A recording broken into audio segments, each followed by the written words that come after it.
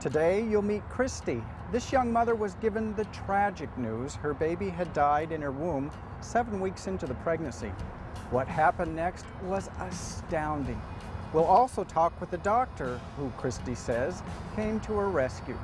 This experience has taught them both that things aren't always what they seem. Hope Strasel has a very unique story, one that defies medical reasoning. 7 weeks into the pregnancy, it was found Hope had no heartbeat and she was declared a miscarriage. I sat down with her mother, Christy, to find out Hope's amazing story of survival. Christy, where does your story begin? I was about 7 weeks along with my pregnancy, and I went to my OBGYN's office to have an ultrasound to date my pregnancy. And at that time, the ultrasonographer said that she didn't see a fetal pulse or a heartbeat in the ultrasound picture. She said it didn't mean anything and that I should go wait in the waiting room. And I waited for a long time, and finally nurse midwife told me it didn't look like I had a viable pregnancy, but they would have to have the doctor look at the film. And I went home and I received a call. My next phone call was from the hospital saying that I was scheduled for a D&C the next day. And the anesthesiologist had some questions for me. And at that point I hadn't talked to a doctor. I'd never actually seen the doctor.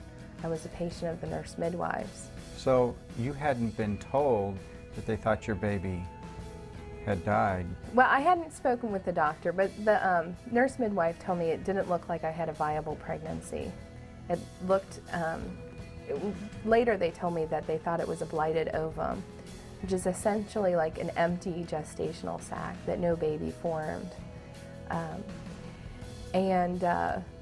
When the doctor did call me in, I went in to meet with him that night, and he told me that I had a blighted ovum. I asked him if he was completely sure. I said I didn't want to take any chances that there was a baby there, and he said he was 100% certain. What was going through your mind? It was devastating. I think for any woman, it's sad when you have this expectation that you're going to have a baby. It was just a couple days after Christmas, and I had told my whole family that I was pregnant, and we were very excited about it. And so, I was sad and felt this sense of loss, but I was really afraid to wait. The doctor made me feel like I needed to have this D&C right away. So you were afraid for your own health? Yes, I was. Christy's doctor at the time gave a reason to believe if she didn't immediately undergo a D&C, a process of emptying the womb, she would be jeopardizing her own life. This procedure is also used to abort a baby. The doctor said that I could develop something that's sort of like a cancer, that the fetal tissue could spread to my lungs and my brain, and that I would need chemotherapy. He said that there was a risk of bleeding, heavy bleeding, and that I would have to have an emergency D&C anyway, and told me that it would be really difficult to get an operating room at another time, and they had already reserved this spot for me. I felt scared, and I felt like it was critical that I have this D&C for my own health. Now, it's true that you had a high level of trust in your doctor at the time of the diagnosis of miscarriage, correct? Oh, absolutely. Yes, I did. I'm an intelligent woman, and I don't take everything people tell me blindly, but this doctor gave me a lot of reason to believe that he was credible, and that there was no pregnancy there, and that there was absolutely no chance that there was a viable pregnancy. Christy, didn't you get a second ultrasound before they went through with the D&C? No, I did not. Why was that?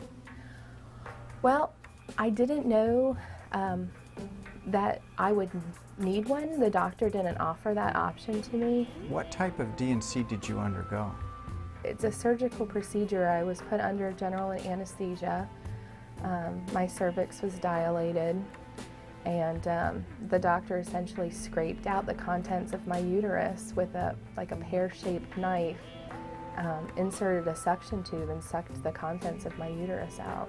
What happened in the weeks following the procedure?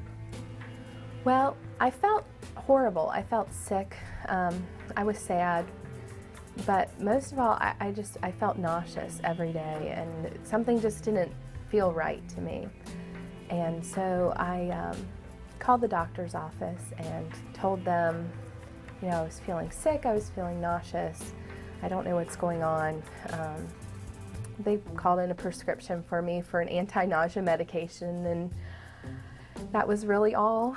And it just continued, and so I took a home pregnancy test, which came back positive, and contacted my OB/GYN again and let them know, and they brought me back in for a blood test and then another ultrasound.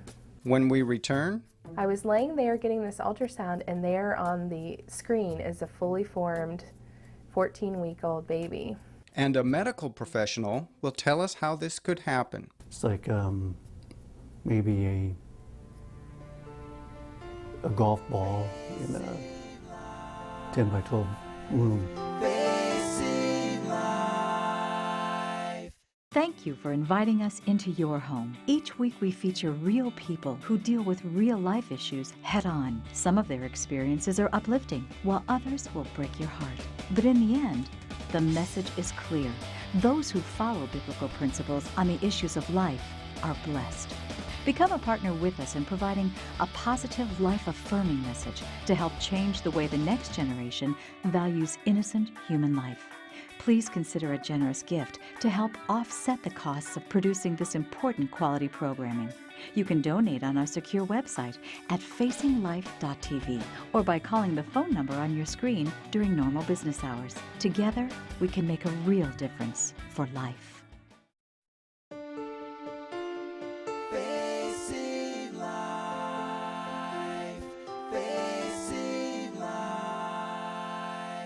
Christy Strasel underwent a medical procedure to empty her womb after a misdiagnosed miscarriage of her 7-week-old unborn baby.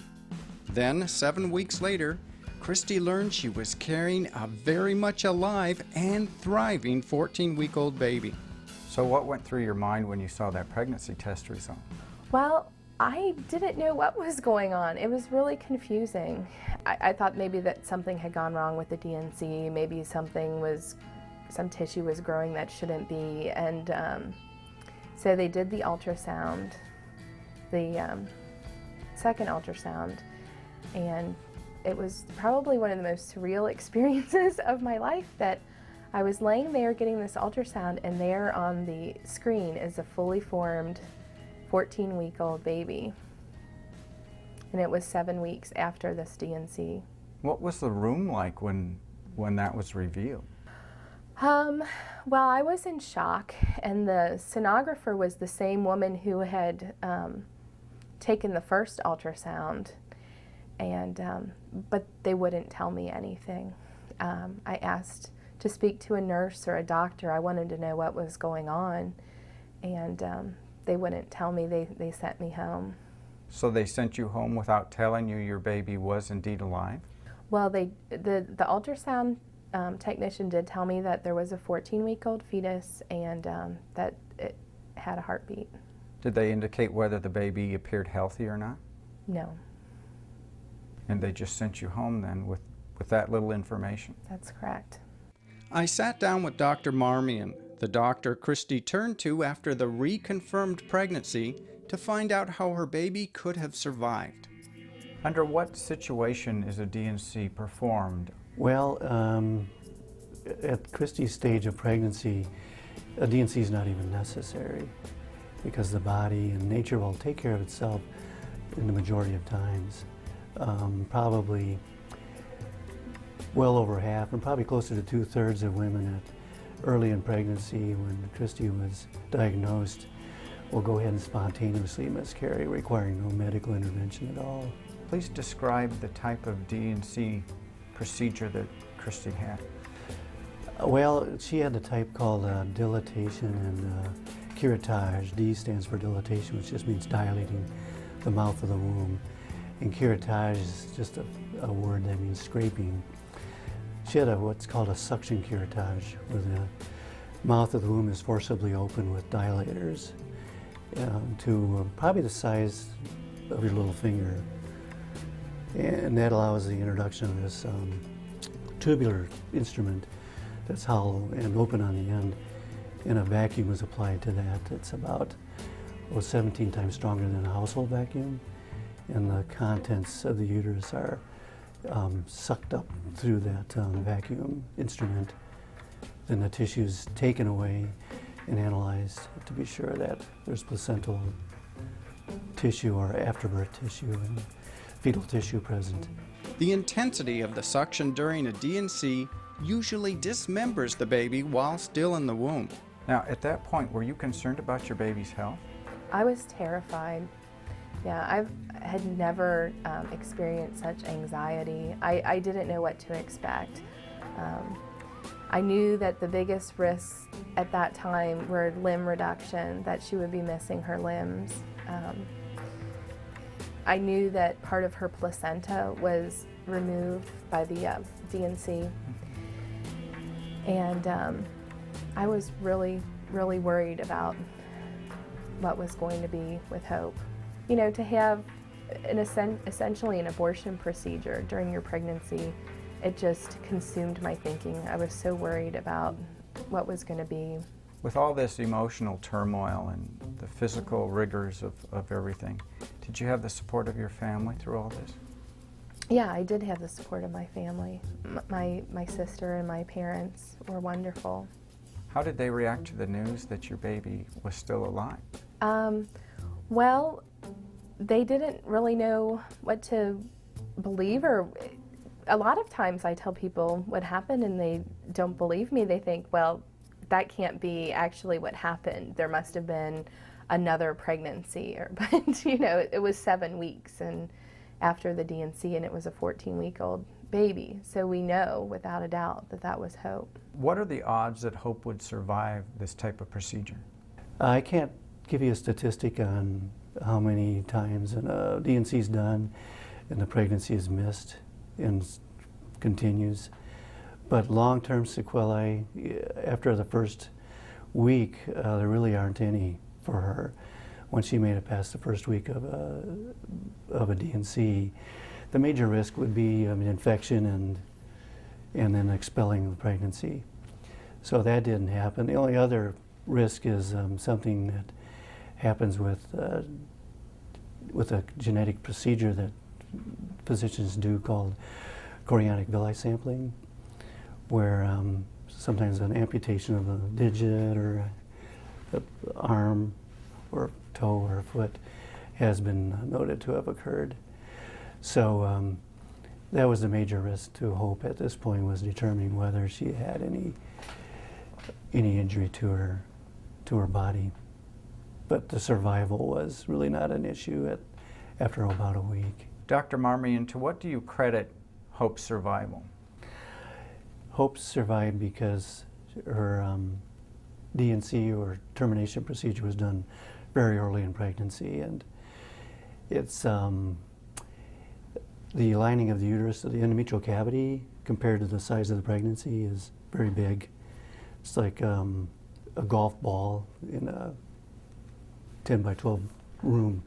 Oh, really? So you have to be very precise in extracting that golf ball with an instrument that is a blind procedure. You really can't see what you're doing. Christy credits Hope's survival to more than sheer circumstance.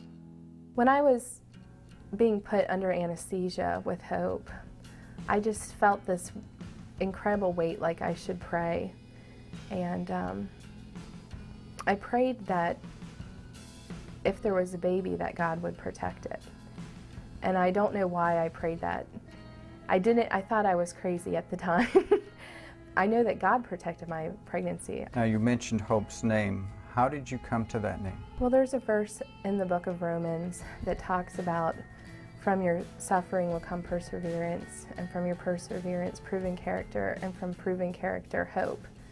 And that was something that I cling to, because for me, it was a tremendous time of suffering. I was depressed, I was having anxiety attacks, and yet here at the end, I kept thinking, at the end, there will be hope from this. And hope truly is full of hope and life and energy. And When we come back, we'll find out why a second ultrasound was never performed. she recommended a repeat ultrasound in 1 week, that it was difficult to see. The doctor never told me that and never gave me that option. Facing life.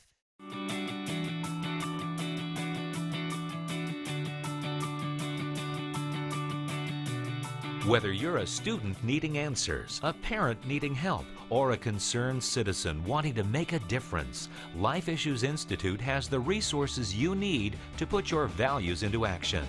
Life Issues Institute is an international educational organization committed to protecting innocent human life. Life Issues Institute knows what it takes. That's why millions throughout the world turn here for help. Life Issues Institute has authored more pro-life publications than any other entity in the world, and its materials are printed in over 30 languages. Radio broadcasts, newsletters, and a website filled to the brim with the answers you're looking for are just a click away. Go to facinglife.tv and click on the link to Life Issues Institute to find out more about how you can change the heart of a nation. Facing life. Facing life. Hope miraculously survived a D&C procedure. Her mother, Christy, later found out this horrific procedure could have been avoided if only more attention had been given to her medical records. The sonographer had put in her report, in the ultrasound photo that she took of Hope, that she recommended a repeat ultrasound in 1 week, that it was difficult to see. The doctor never told me that and never gave me that option. And so that ultrasound wasn't done then. It was never done, no. The doctor could have done a blood test or an ultrasound and it would have shown that I was still pregnant, but the doctor didn't do that. He told me that I needed to have a D&C right away. What role does ultrasound play in pregnancy? Ultrasound is real helpful for ruling out a major complication of pregnancy, which is a tubal or an ectopic pregnancy. It's helpful with serial ultrasonography to determine whether the woman is miscarrying or having a normal pregnancy. A lot of women will have bleeding in early pregnancy, and it can be very normal. It has to do with the way the pregnancy forms. Initially, the placenta or after birth completely surrounds the pregnancy like a tennis ball. And as the pregnancy progresses, the baby gets bigger, the bag of waters forms, and then the placenta starts to migrate to one side of the tennis ball. And this migration process, or occasionally you'll get some bleeding along the edge of the placenta, which is really normal. But then you can't really tell, is this what's going on, or is there actually a miscarriage occurring, or is this a tubal pregnancy? So ultrasound is really helpful in especially ruling out a tubal pregnancy. And that's what they are used most often for in the first 6 weeks of pregnancy. The bag of waters, or amniotic sac, as we call it, really isn't visible on ultrasound until about the 4th week of pregnancy. And then the fetus becomes visible with its little heart beating probably within a week after that. When we return, Christy gives advice to women facing a possible miscarriage. Women should be smart, and they should not accept a D&C after one early ultrasound. Facing life. Every day, people face critical life or death choices. The mission of Life Issues Institute is to educate them about the beauty and uniqueness of each stage of human life, empowering people to act from knowledge and not out of fear. Helping others make life-affirming choices wouldn't be possible without the financial support of compassionate people like you who understand the value of every life. We invite you to become a charter member of Life Issues Institute's Saving Babies Club. As a member, we'll send you our monthly communication, Life Update, to keep you informed on critical life issues in our ever-changing world. You'll also receive a special gift to remind you of your partnership in helping to protect innocent human life. Help us empower those making life or death decisions by joining today. Visit our website at facinglife.tv to learn how you can make the difference that saves a baby's life. Facing life, facing life. Christy and Hope Strasel have been through a lot as a mother and daughter team. After a misdiagnosed miscarriage, Christy was surprised to learn she was still carrying her baby girl. Hope's survival could not be fully explained by doctors. Some say it's a miracle, and who are we to argue? What is life like with Hope in it? Hope is a really special, loving, very affectionate child, and she makes me laugh and smile every day, and I feel so blessed to have her. Do you think someday you'll tell her about her unusual beginning? I tell Hope now that she's a miracle and that she's God's special gift to me, and I think that's all that she could understand at 4, but I will definitely tell her about, how special she was and how God protected her.